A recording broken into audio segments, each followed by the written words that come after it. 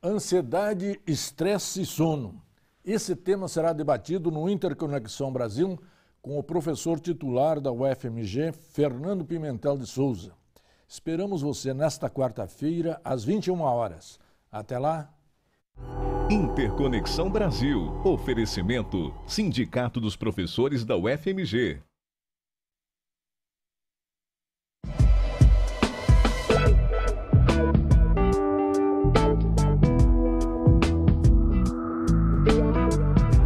Interconexão Brasil. Oferecimento: Sindicato dos Professores da UFMG. Bem-vindos a mais um programa. O tema de hoje é ansiedade, estresse e sono. Vamos dedicá-lo exatamente à saúde, porque a saúde é o bem mais importante que nós temos. E nós vamos explorar um pouco a relação entre estresse, ansiedade, sono e também como, eventualmente, esses três componentes provocam outras doenças, como o câncer. Hoje, a modernidade prometeu qualidade de vida, mas as condições de vida nas grandes cidades e em função da crise, da globalização, as pessoas estão muito mais agitadas e com muito mais ansiedade e, dessa maneira, comprometendo propriamente a própria saúde, né? O nosso convidado é o professor Fernando Pimentel de Souza, professor titular da UFMG e um dos especialistas em neurofisiologia. Bem-vindo, professor, é um grande prazer tê-lo aqui. Obrigado, agradeço. A maior ansiedade e estresse são dois fenômenos específicos da nossa época. Como explicar o grande crescimento desses dois fenômenos entre as pessoas? É que a vida deixou de ser uma vida natural.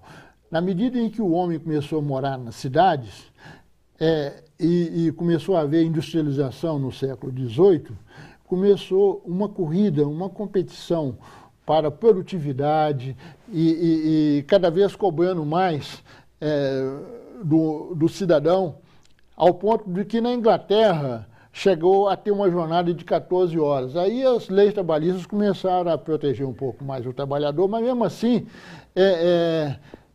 a cidade, ela concentra muito recurso que tem que ser utilizado, e essa cobrança de produtividade acaba inquietando o indivíduo na sua qualidade de vida. Perfeito.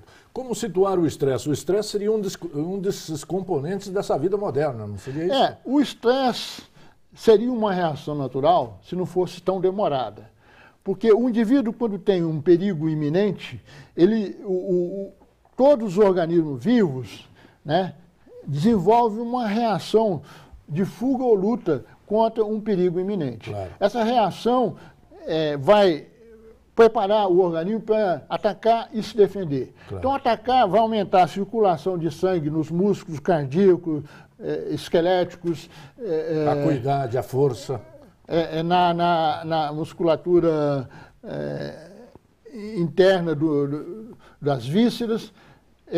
Vai aumentar a alimentação dessa célula através de melhorar o metabolismo, vai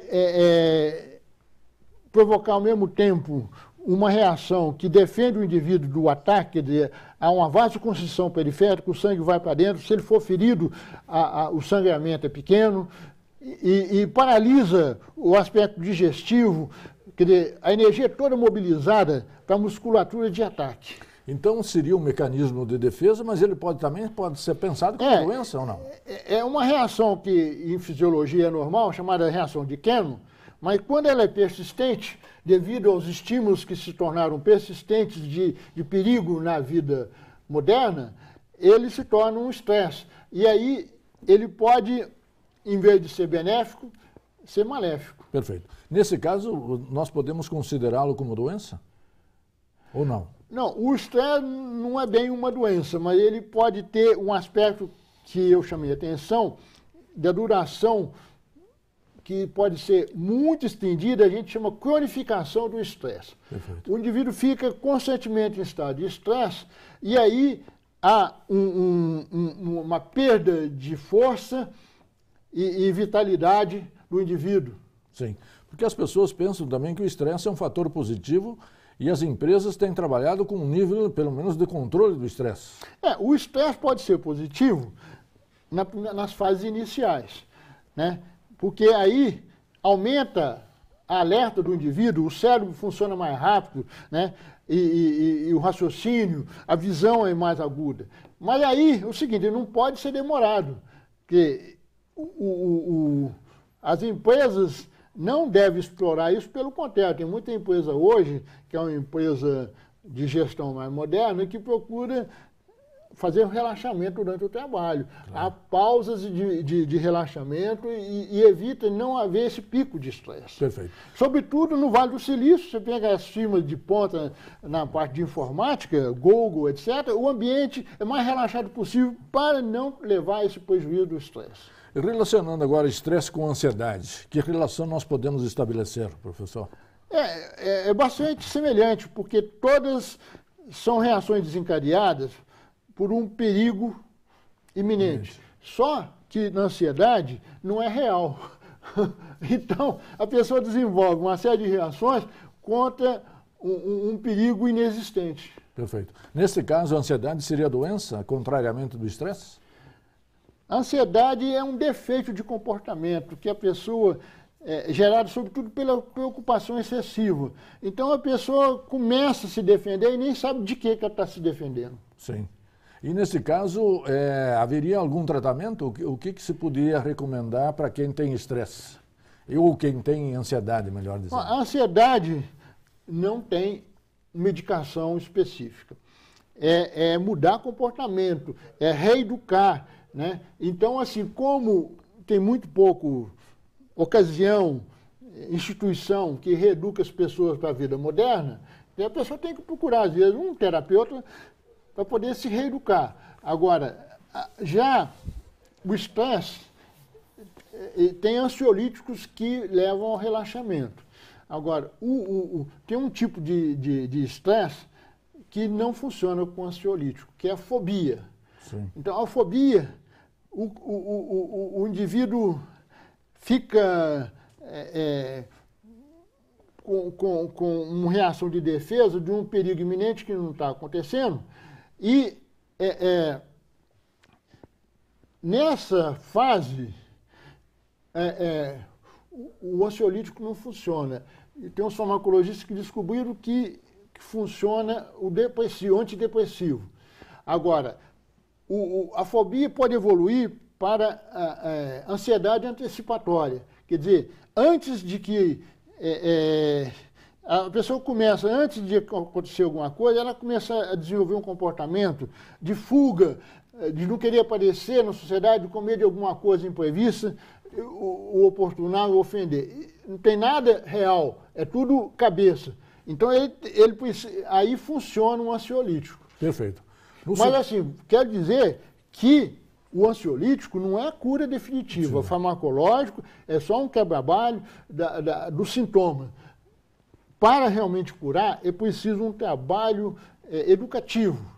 E eu até curei uma pessoa pela internet, dando instruções dele se curar de fobia no território do Acre, ensinando a ele, primeiro, ele desconfia de todo mundo, então ele tem que achar uma pessoa de confiança e essa pessoa orientar, diz que vai ficar sempre perto dele, que não tem perigo, etc. E aos poucos ir levando ele para conviver na sociedade. Perfeito. Se reintroduzir de novo. Nós trabalharemos no segundo bloco a relação de estresse, ansiedade com depressão. Um instante só, voltaremos já. Interconexão Brasil. Oferecimento Sindicato dos Professores da UFMG. Interconexão Brasil. Oferecimento Sindicato dos Professores da UFMG. Bem-vindos de volta. Estamos trabalhando o tema ansiedade, estresse e sono. Exploramos no primeiro bloco a relação entre estresse e ansiedade, diferenciando exatamente um do outro e concluímos analisando como exatamente controlar o estresse e também a ansiedade. Já deixamos no ar o tema desse bloco, que começamos com a depressão. Qual a relação entre estresse, ansiedade e depressão, professor?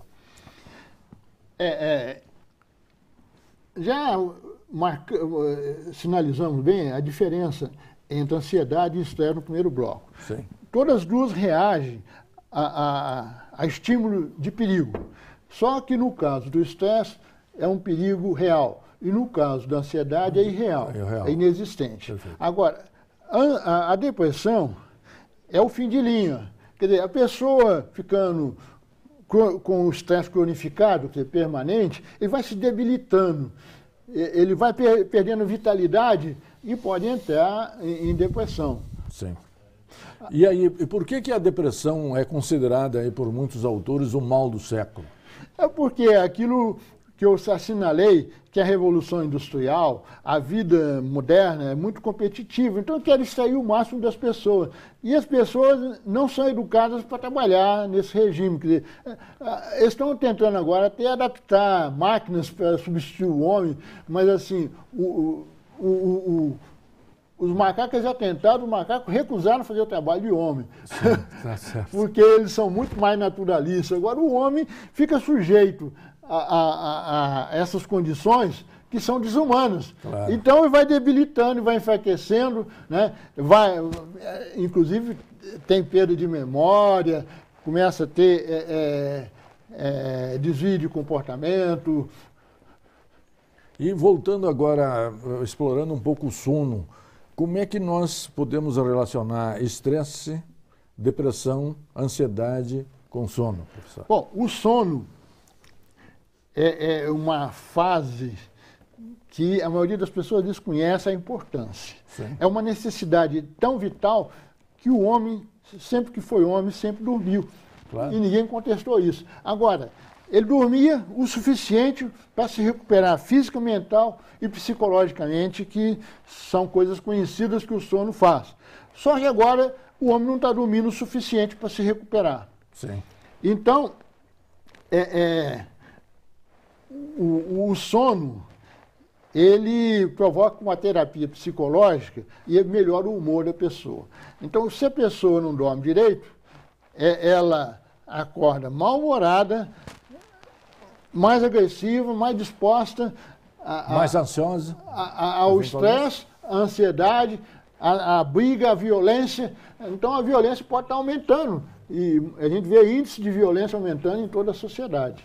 Estudos mais recentes sobre o sono, como é que eles trabalham a relação do sono com o cérebro, professor? Com o cérebro. Ah, sim. Bom, no século XXI, importantes descobertas foram feitas na Universidade de New York e na Rochester Medical School, nos Estados Unidos, em que, na fase do sono de onda lenta, que parecia que não tinha uma função, hoje se descobriu que tem uma função muitíssimo importante. Porque o metabolismo de beta-amiloides e de outras proteínas são degradadas e, durante essa fase, elas são extraídas do cérebro. Sim. De forma que, se elas acumularem no cérebro, elas provocam Alzheimer, doença de Parkinson, lesão cerebral, derrame cerebral. Nós podemos dizer que durante o sono se faz uma limpeza do cérebro, usando, digamos, uma linguagem mais do senso comum. Uma limpeza.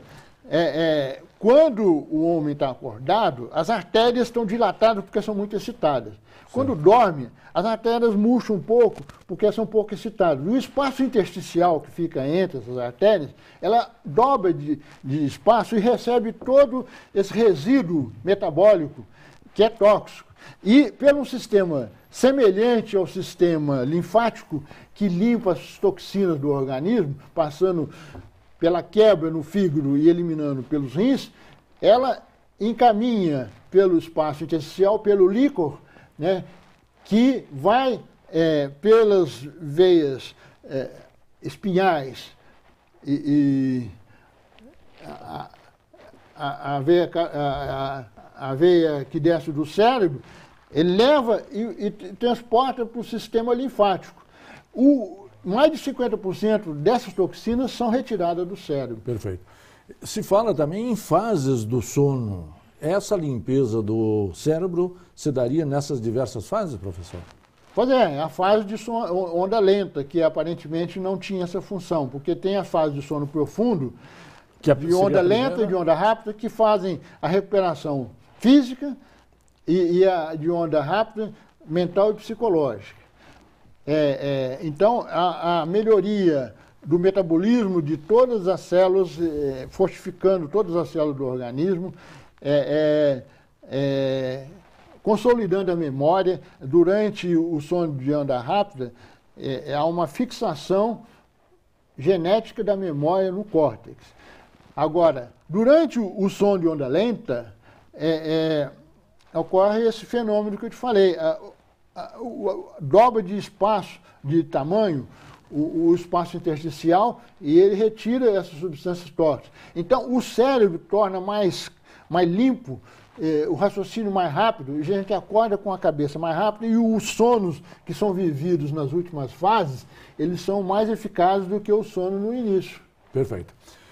Nós vamos explorar no terceiro bloco exatamente as condições do sono, em que medida, digamos, nas grandes cidades, hoje se tem o descanso do guerreiro, um descanso merecido. Mas esse tema será do terceiro bloco. Um instante só, voltaremos já. Interconexão Brasil. Oferecimento: Sindicato dos Professores da UFMG. Interconexão Brasil. Oferecimento: Sindicato dos Professores da UFMG. Bem-vindos ao terceiro bloco. Nós estamos trabalhando a relação entre ansiedade, estresse e sono. É um programa dedicado exatamente à qualidade de vida e à saúde.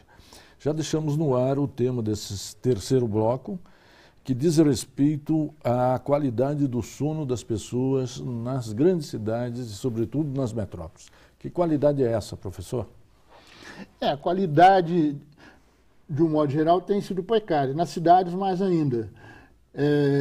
Isso porque tem ruídos de trânsito de carro, que eleva o nível de ruído acima de 70 decibéis, e eu medi na Afonso Pena acima de 80, 85, e a parte central de Belo Horizonte, quer dizer, no perímetro da Avenida Contorno, tem em média 70 decibéis.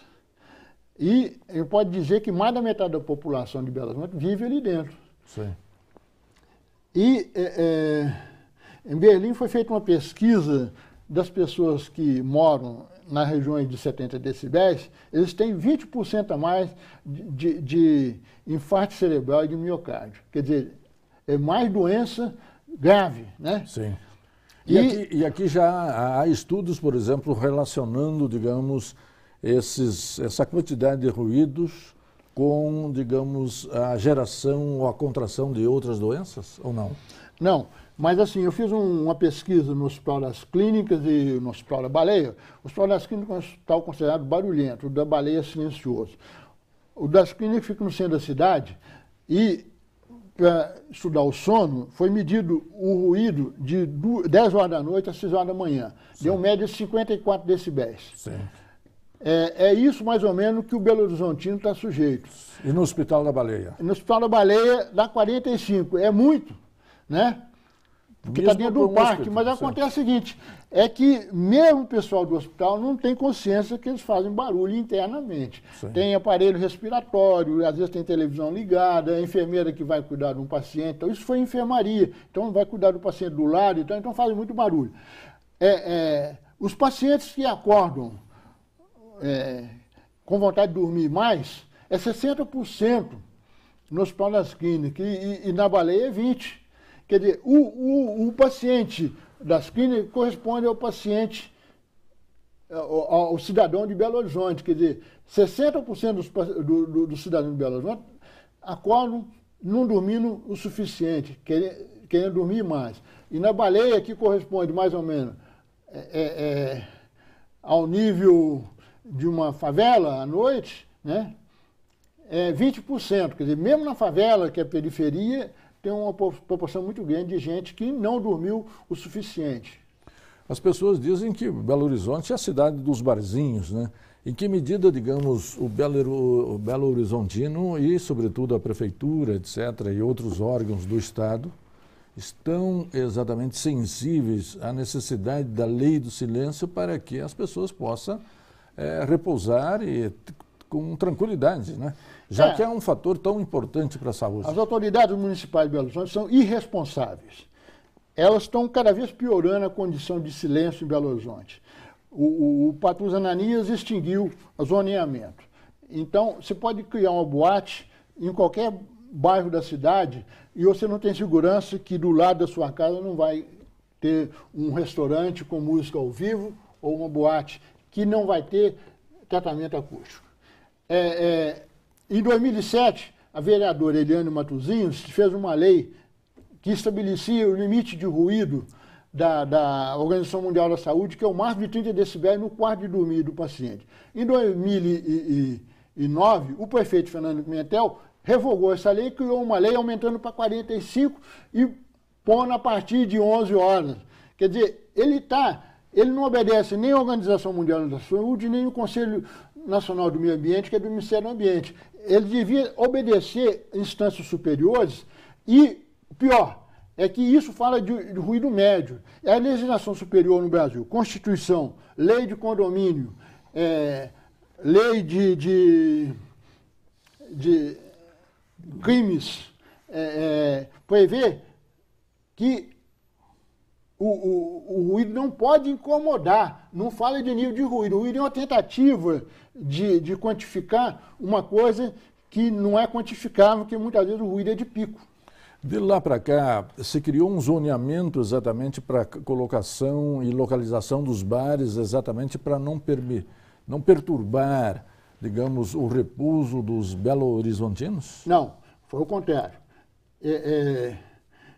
Os promotores de evento conseguiram do prefeito uma lei que faz exceção a esse nível já frouxo da Lei de Silêncio de 2009, para que durante 2 meses ou 3 meses de promoção daquele bar ou restaurante, eles possam fazer um ruído mais alto. E, além de tudo,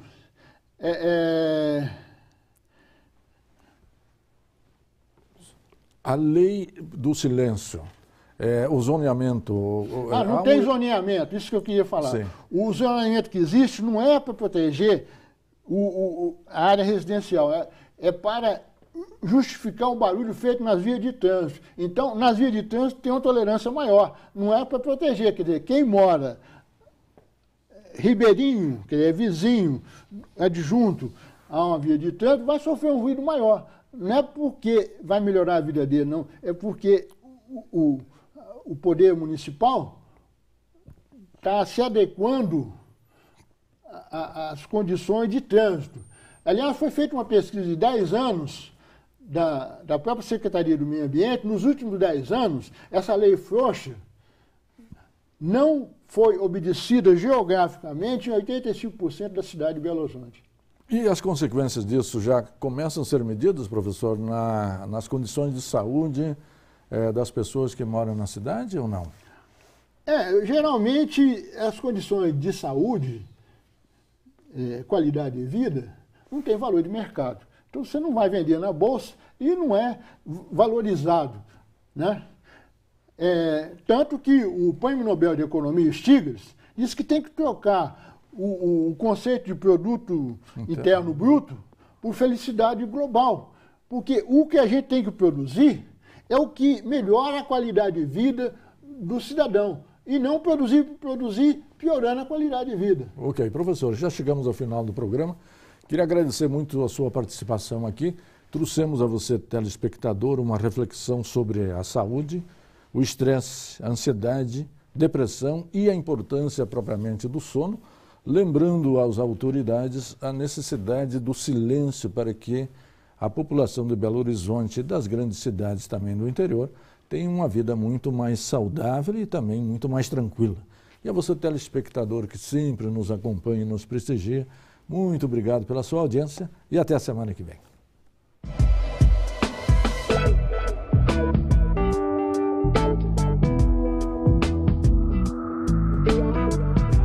Interconexão Brasil. Oferecimento: Sindicato dos Professores da UFMG.